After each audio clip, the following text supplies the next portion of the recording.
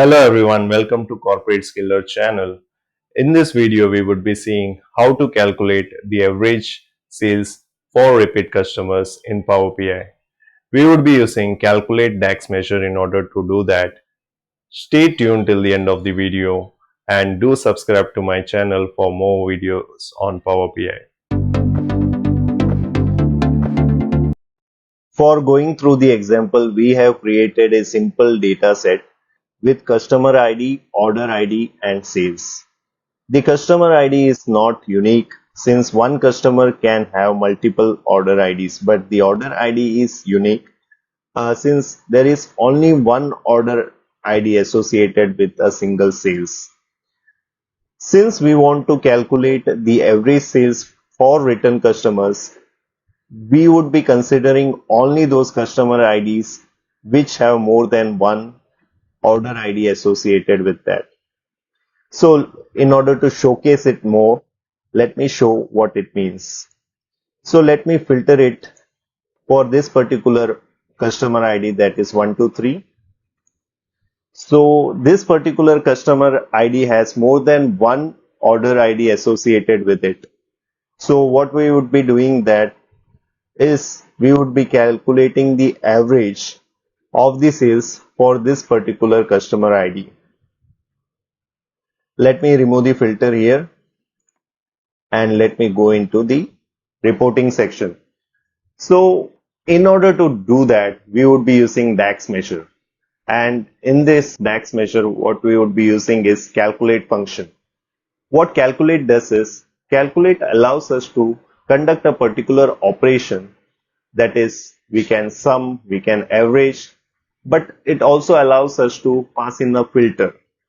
What it means, in order to explain it better, I would take the example of this particular sales. So here, calculate would allow us to calculate the sales for a particular customer ID. Seen earlier, there was one customer ID 123. It could be passed as a filter into the calculate function so that we can calculate the sales for only 123 customer ID. We would be going into detail while we calculate the average sales per return customer. So let me create this new measure. I'll create this new measure and explain you in detail.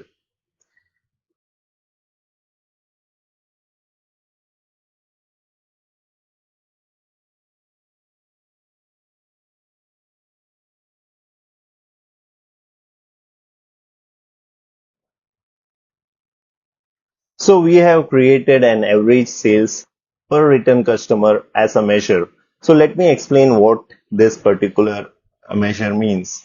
So we are using this calculate function in order to calculate our entire average sales per return customer. In this calculate function, the first argument which we are passing is average sales. So this particular function calculate the average sales. That is what you have to understand from that. But we are also filtering it as per the customer IDs who have more than one order ID associated. So here we have the filter function, and the first parameter which goes into the filter function is values. So what the values function does is it creates a table of unique customer IDs. So after this particular operation happens, we have a table with unique customer IDs, all the unique customer IDs. Then this particular function, that is calculate function, calculates distinct counter of order IDs. So for one customer, it calculates how many number of orders are present, and then the entire function, that is filter function, creates a table with only those customer IDs which have more than one order ID associated. And finally, we have the average sales for all those customers which have more than one order associated with them.